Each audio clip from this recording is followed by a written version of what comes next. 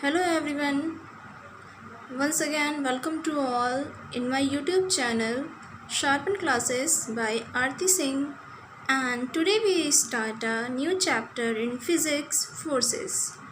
आज हम आपको फोर्स के बारे में बताएंगे इस वीडियो में। ये हमारी भौतिक विज्ञान का बहुत महत्वपूर्ण चैप्टर है। आज हम आपको फोर्सेस के बारे में, फोर्स के टाइप के बारे में, किस तरह के फोर्स कैसे क्या लगते हैं, इन सारी बातों के बारे में आज हम आपको इस चैप्टर में बताएंगे। सबसे पहले हम आपको ये बताएंगे कि फ़ोर्स क्या होता है, फ़ोर्स कैसे आया, फ़ोर्स की यूनिट क्या थी, यूनिट कैसे बनाई गई, इन सारी बातों के बारे में हम आपको इस वीडियो में बताएंगे। तो सबसे पहले हम देखते हैं कि फ़ोर्स क्या होता है। What is force? फोर्स क्या है? अगर हम साइंस की लैंग्वेज में बात करें तो साइंस का में जो फोर्स है उसका बहुत सिंपल और स्पेसिफिक मीनिंग है। मीन्स जो हमारा ये फोर्स है, बल है, इसका बहुत ही सिंपल और स्पेसिफिक मीनिंग है। अगर हम अपनी सिंपल लैंग्वेज में बोले तो फोर्स क्या है हमारा? फोर्स वो है जिसे हम किसी ऑब्जेक्ट को पुश या पुल करते हैं। जब हम किसी ऑब्जेक्ट को पुश या पुल करते हैं मीन्स उसमें हम क्या अप्लाई कर रहे हैं? फोर्स अप्लाई कर देते हैं।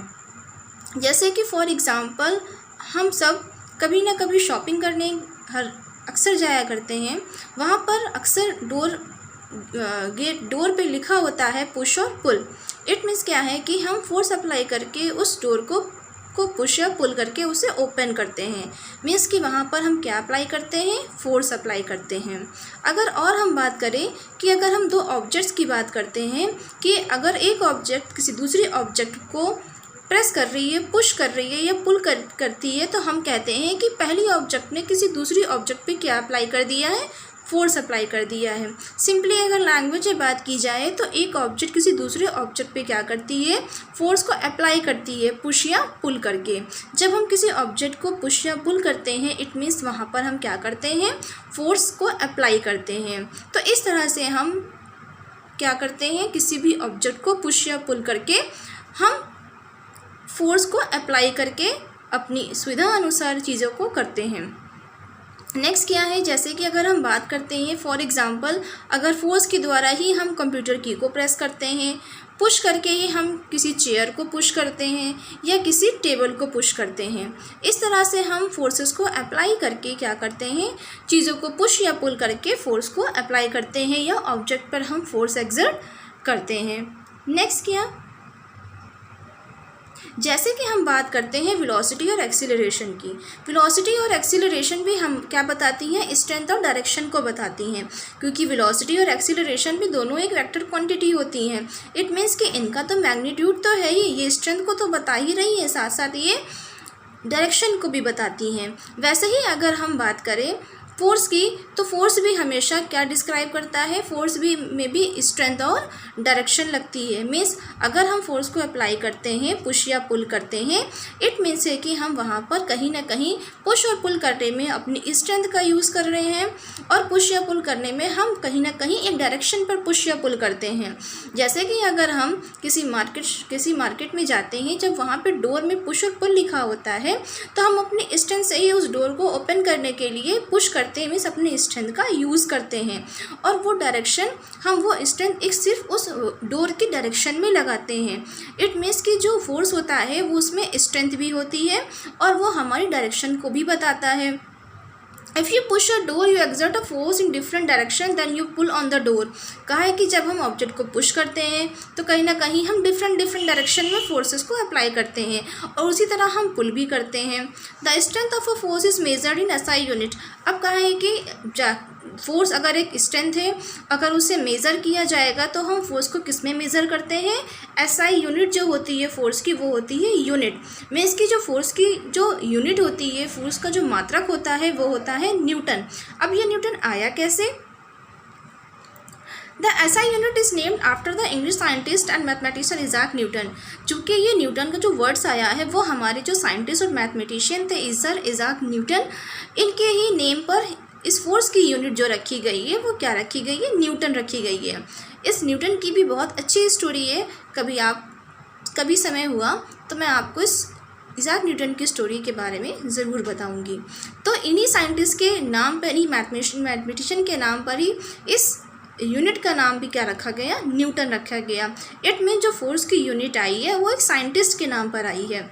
You exert about 1 Newton of force when you lift a small lemon. उन्होंने क्या किया था कि एक लेमन को लिफ्ट करने के लिए कुछ फोर्स को अप्लाई किया था। तो उन्होंने क्या देखा कि कहीं ना कहीं फोर्सेस क्या होते हैं, जब हम लेमन को लिफ्ट करना होता है तो हम कुछ फोर्स एक्सर्ट करते हैं। मीन्स उसको एक डायरेक्शन में लिफ्ट करने के लिए हम स्ट्रेंथ का यूज़ करते हैं, और जिस डायरेक्शन में हम फोर्स को अप्लाई करते हैं या स्ट्रेंथ को अप्लाई करते हैं तो हम उसे एरो के द्वारा रिप्रेजेंट करते हैं। मीन्स जिस डायरेक्शन में हम फोर्स लगाएंगे वहाँ पर हम उसे एरो से रिप्रेजेंट करेंगे। The arrow points in the direction of the force. जो हमारा एरो होगा, जैसे ही उस एरो की डायरेक्शन होगी उसका इट मीन्स उससे हमें पता चलेगा कि फोर्स हमारा किस डायरेक्शन में अप्लाई हो रहा है। इस तरह हम एरो की हेल्प से हम फोर्सेस की डायरेक्शन को बता सकते हैं। जब भी हमें फोर्स के डायरेक्शन को बताना होगा कि हमने अपने फोर्स को किस डायरेक्शन में अप्लाई किया है, तो हम एक एरो की हेल्प से डायरेक्शन को, फोर्स को बता सकते हैं। The length of the arrow tells us the strength of the force, the longer the arrow the greater the force. जो एरो होता है, जो हमारा जो एरो है वो ये बताता है कि हमारा जो फोर्स है, जो हमारी लेंथ है, जो फोर्स है वो किस डायरेक्शन में लगी है, जो फोर्स की स्ट्रेंथ है वो किस डायरेक्शन में है। जितनी लंबी एरो होगी हम कहेंगे कि उतना ज़्यादा ही उसमें उतना ज़्यादा फोर्स लगा होगा। मीन्स कि हम एरो की हेल्प से क्या कर सकते हैं, फोर्सेस की डायरेक्शन को अप्लाई कर सकते हैं, बता सकते हैं कितनी स्ट्रेंथ, किस फोर्स से कितनी स्ट्रेंथ लगाई गई है, ये भी हम एरो की हेल्प से अपनी फोर्सेस को बता सकते हैं। ओके, एंड नेक्स्ट क्या है, अब कुछ फोर्सेस के बारे में, जैसे कंबाइनिंग फोर्स क्या होता है, बैलेंस फोर्स क्या होता है, अनबैलेंस फोर्स क्या होता है। आज हम आपको फोर्सेस के इन टाइप्स के बारे में भी बताएंगे। पहला क्या है हमारा कंबाइनिंग फोर्स क्या है। Often more than a single forces act on an object at one time. एक समय में जब हम बहुत सारे फोर्सेस किसी ऑब्जेक्ट पर अप्लाई हो जाते हैं तो हम क्या करते हैं, सारे के सारे फोर्सेस को, किसी ऑब्जेक्ट पर लगने वाले जितने भी फोर्स होंगे सबको हम क्या कर देंगे, कंबाइन कर देंगे। बस मान लीजिए कोई ऑब्जेक्ट है, उसमें 5 न्यूटन का, 6 न्यूटन का, 20 न्यूटन का, ऐसे बहुत सारे फोर्स जो हैं एक ही ऑब्जेक्ट पर अप्लाई अगर हो जाते हैं, तो अगर हमें उनका कंबाइनिंग फोर्स निकालना होगा तो हम क्या करेंगे, उन सारे ऑब्जेक्ट के फोर्सेस को ऐड कर देंगे। जब सारे फोर्सेस को हम जोड़ देंगे तो हम कह देंगे ये उसका कंबाइनिंग फोर्स है, और इसे हम नेट फोर्स भी कहते हैं। नेट फोर्स को अगर हमें डिटरमाइन करना होगा तो हम क्या करेंगे कि ऑब्जेक्ट हमारी जिस डायरेक्शन में मूव कर रही होगी उस तरह से हम उसका नेट फोर्स निकाल लेंगे। अब ऑब्जेक्ट किस तरह से मूव करती है, कैसे क्या करती है, ये अभी हम आपको बताएंगे कि अगर ऑब्जेक्ट हमारी सेम डायरेक्शन में हो तो ऑब्जेक्ट का फोर्स कैसे निकाला जाएगा, नेट फोर्स। अगर अपोजिट डायरेक्शन में फोर्सेस लग रहे हैं तो कैसे निकाले जाएंगे, ये सारी बातें हम आपको बताएंगे। अब क्या है कि जो नेट फोर्स हमारा है कैसे निकाला जाएगा, हम एक ऑब्जेक्ट पे लगने वाले सारे के सारे फोर्सेस को कंबाइन करके उसका नेट फोर्स निकाल लेंगे। इस तरह से हम कंबाइनिंग फोर्स को फाइंड आउट कर सकते हैं। नेक्स्ट आगे क्या है, when force act in same direction. अगर हम कहते हैं कि कोई ऑब्जेक्ट पर जो फोर्सेस हैं वो सेम डायरेक्शन में लग रहे हैं, अगर हमें उनका फोर्स निकालना होगा कि हमने कितने स्ट्रेंथ, कितना फोर्स उसमें अप्लाई किया है, कितनी स्ट्रेंथ लगाई है, तो हम कैसे क्या करेंगे, जैसे कि फिगर में दिखाया जा रहा है कि 2 फोर्स हैं, जो 2 एरो लगाए गए हैं, एक 5 न्यूटन का है, दूसरा भी 5 न्यूटन का है। लेकिन ये एरो हमारे ये बता रहे हैं कि दोनों का डायरेक्शन कैसा है, दोनों की दोनों सेम डायरेक्शन में है। मीन्स दोनों सेम डायरेक्शन में फोर्स को अप्लाई कर रहे हैं। पहला फोर्स 5 न्यूटन का है और सेकेंड फोर्स भी 5 न्यूटन का है। अगर हमें अब इसका नेट फोर्स निकालना होगा तो हम दोनों को क्या करेंगे, कंबाइन कर देंगे। Means 5 newton plus 5 newton equal to कितना, 10 न्यूटन। अब हम ये कह सकते हैं कि जब हमारी फोर्सेस, जब हमारी स्ट्रेंथ किसी सेम डायरेक्शन में लगेगी, वो भी जब हम इंडिविजुअल फोर्सेस लगाएंगे अलग अलग, तो हमें अगर नेट फोर्स निकालना होगा तो हम क्या करेंगे, दोनों के फोर्सेस को ऐड कर देंगे और ऐड करके हमारा क्या निकल आएगा, नेट फोर्स निकल आएगा। इस तरह से हम सेम डायरेक्शन में लगने वाले फोर्सेस का अगर नेट फोर्स इस तरह से हम निकाल सकते हैं, दोनों को ऐड करके। सेकेंड कंडीशन क्या होगी हमारी, when forces act in opposite direction, अब अगर हमारे फोर्सेज अपोजिट डायरेक्शन में कंबाइन हो रहे हैं, अपोजिट डायरेक्शन में फोर्सेज लग रहे हैं, तो also combine to produce a net force, लेकिन फिर भी वो आपस में मिलकर नेट फोर्स हम उनका निकाल सकते हैं। You must pay attention to direction of each forces, लेकिन हमें उनके फोर्सेज की डायरेक्शन देखना होगा। जैसे पहले मैंने देखा कि उनका डायरेक्शन सेम डायरेक्शन था, लेकिन यहाँ पर हमने ये देखा कि दोनों कैसे हैं, अपोजिट डायरेक्शन में हैं। अब हम दोनों को ऐड तो करेंगे, लेकिन हम ये देखेंगे कि जितना ज़्यादा फोर्स होगा हम उससे कम वाले फोर्स को क्या कर देंगे, सबट्रैक्ट कर देंगे। इट मीन्स कि हम ये देखेंगे जो अपोजिट फोर्सेस लग रहे हैं उनमें ज़्यादा फोर्स किसका लग रहा है। जब मान लीजिए दो फोर्सेस हैं, किसी का 10 न्यूटन है, किसी का 5 न्यूटन है, तो कौन किस डायरेक्शन में फोर्स ज़्यादा लगा रहा है, इस अकॉर्डिंग हम उसको क्या करेंगे, पहले वाले फोर्स से नेक्स्ट वाले फोर्स को सबट्रैक्ट कर देंगे। For example, so when two forces act in opposite direction they combine by subtraction, कहा है कि अगर अब इस तरह के फोर्सेस अगर हमारे क्या लगते हैं, अपोजिट डायरेक्शन में लगते हैं, तो हम उन्हें सब्ट्रैक्ट करके फाइंड आउट कर सकते हैं। जैसे कि अगर हम ये देखते हैं, the net force always act in the direction of the greater forces, अब किस तरह का फोर्स लग रहा है। फॉर एग्जाम्पल देख रहे हैं, एक जो इंडिविजुअल फोर्स है वो 5 न्यूटन का है, दूसरा जो इंडिविजुअल फोर्स है वो 10 न्यूटन का है। अब हम दोनों को सब्ट्रैक्ट करेंगे, क्यों, ज़्यादा वाले फोर्स से कम वाले फोर्स को सब्ट्रैक्ट करके हम क्या कर सकते हैं, इसका नेट फोर्स निकाल सकते हैं। इस तरह से जब हमारे फोर्सेस अपोजिट डायरेक्शन में लाई करेंगे तो हम इस तरह से उनका नेट फोर्स निकाल सकते हैं। अब थर्ड केस क्या होगा, if opposite forces are of equal strength there is no net forces. अब कहा है कि अगर ये फोर्सेस अपोजिट लग रहे हैं, बट क्या है कि ये दोनों की जो स्ट्रेंथ है वो एक जैसी है, मीन्स दोनों की जो स्ट्रेंथ है, जो वैल्यू है वो एक ही है।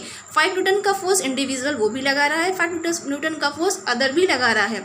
तो हम क्या करेंगे, अगर हम इनका जो फोर्स नेट फोर्स निकालेंगे वो क्या हो जाएगा, 0 हो जाएगा। क्यों, क्योंकि दोनों इक्वल फोर्स अप्लाई कर रहे हैं। अगर हम किसी ऑब्जेक्ट को दोनों बराबर फोर्स अप्लाई करते हैं तो ऑब्जेक्ट में किसी तरह का मूवमेंट नहीं आ सकता, मीन्स कि ऑब्जेक्ट किसी मोशन में नहीं होगी। क्यों, क्योंकि जितना फोर्स पहले वाला लगा रहा है उतना ही फोर्स दूसरा वाला भी लगा रहा है। मीन्स अगर दोनों की स्ट्रेंथ बराबर है तो हम कभी भी ऑब्जेक्ट को मूव नहीं कर सकते हैं और ऑब्जेक्ट में किसी भी तरह का कोई चेंज नहीं आएगा। यही फोर्स की वो कंडीशन होती है जहाँ पर ऑब्जेक्ट हमारी मूव नहीं करती है। कब, जब हमारे इक्वल स्ट्रेंथ के अपोजिट फोर्सेस लगे होते हैं। ओके, तो नेट फोर्स क्या हो जाएगा यहाँ पे, 0। अब हमारा अनबैलेंस फोर्स क्या होता है, Whenever there is a net force acting on an object, the force are unbalanced। कहा है कि जब भी हमारा नेट फोर्स जो कॉन्टिन्यू किसी ऑब्जेक्ट पर लगे तो हम कहेंगे वो अनबैलेंस है। अनबैलेंस फोर्स कैसे क्या होगा, ये बैलेंस नहीं होंगे। मीन्स के स्टार्ट, अगर गाड़ी कोई मूव करती है तो मूव करती जाएगी, स्टार्ट मूविंग, स्टॉप मूविंग और चेंज डायरेक्शन, और कंटिन्यू वो कार मूव करती जाएगी और उसकी डायरेक्शन चेंज होती चली जाएगी। मीन्स कि ये अनबैलेंस है, वो कभी भी एक डायरेक्शन में चलेगी, उसकी डायरेक्शन कभी किस साइड होगी तो कभी किस डायरेक्शन में होगी। इस तरह से ये अनबैलेंस फोर्स हो जाएगा। और अनबैलेंस फोर्स का कारण भी यही है कि उसकी डायरेक्शन में चेंज आना, उसमें कार में मूव होते रहना, उसके अगर मूविंग स्टार्ट हुई है तो स्टार्ट मूविंग, स्टॉप मूविंग और चेंज डायरेक्शन, इस तरह के जितने भी प्रोसेस होंगे ऑब्जेक्ट के साथ वो अनबैलेंस में आएंगे। Unbalance force acting on an object result in a net force and cause a change in the object motion. अगर अनबैलेंस फोर्स किसी ऑब्जेक्ट पर हम लगाते हैं तो रिजल्टेंट क्या होगा, हमारे नेट फोर्स का कारण यही होगा कि ऑब्जेक्ट हमारी मोशन करती रहेगी और उसका जो डायरेक्शन होगा वो चेंज होता रहेगा। इट मीन्स कि जब हम अनबैलेंस फोर्स किसी ऑब्जेक्ट पे अप्लाई करेंगे तो जो नेट फोर्स होगा, रिजल्टेंट फोर्स होगा, वहाँ पर क्या होगा, कारण यही होगा कि वो ऑब्जेक्ट कंटिन्यू मूवमेंट में रहेगी, मोशन करती रहेगी, उसमें कोई बैलेंस नहीं लगेगा। मतलब कोई बैलेंस नहीं है ताकि हम उसे उस फोर्स को लगा के बैलेंस कर सकें। ये अनबैलेंस फोर्स है जहाँ पर ऑब्जेक्ट अपनी डायरेक्शन कॉन्टिन्यूसली चेंज करती रहेगी। ओके, तो हम फिगर की हेल्प से आपको बताएंगे कि किस तरह के फोर्सेस अप्लाई होते हैं, किस तरह से नेट फोर्सेस क्या लाई करता है, ये हम आपको एक फिगर के थ्रू बताएंगे। फिगर में क्या दिया है, show 2 people exerting a force on a box. Figure में ये दिया है कि एक बॉक्स को 2 पीपल क्या कर रहे हैं, उसमें फोर्स अप्लाई कर रहे हैं। फर्स्ट कंडीशन में क्या कहा, when they both push a box to the right their individual forces add together produce a net force in the direction. मैंने अभी भी बताया था आपको, जब भी फोर्स सेम डायरेक्शन में लगाए जाएंगे, चाहे वो 2 इंडिविजुअल फोर्सेस लग रहे हों, चाहे 3 लग रहे हों, चाहे 4 लग रहे हों, अगर वो अपने अपने स्ट्रेंथ को, अपने अपने इंडिविजुअल फोर्सेस को किसी बॉक्स पे लगा रहे हैं लेकिन सेम डायरेक्शन में लगा रहे हैं, तो उनका नेट फोर्स क्या होगा, उन सारे नेट फोर्स को हम निकालने के लिए सारे इंडिविजुअल फोर्सेस को ऐड कर देंगे। इस तरह से हम क्या कर सकते हैं, उसकी नेट डायरेक्शन को, नेट फोर्स को निकाल सकते हैं।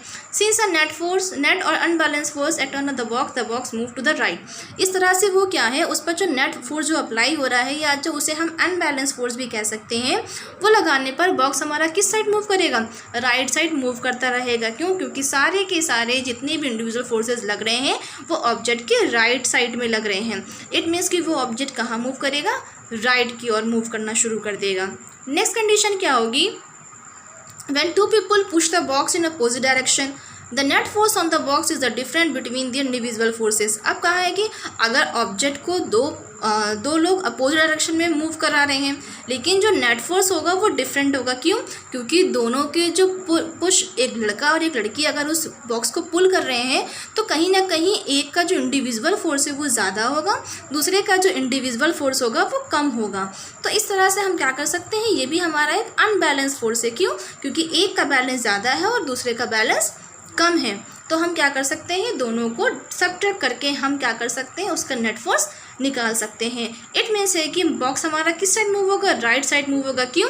जिस साइड हमारी स्ट्रेंथ ज़्यादा लग रही होगी, फोर्स ज़्यादा अप्लाई हो रहा होगा, उस साइड हमारी बॉक्स क्या करेगी, मूव करेगी। तो इस तरह से हम उसका नेट फोर्स अप्लाई करके नेट फोर्स निकाल सकते हैं।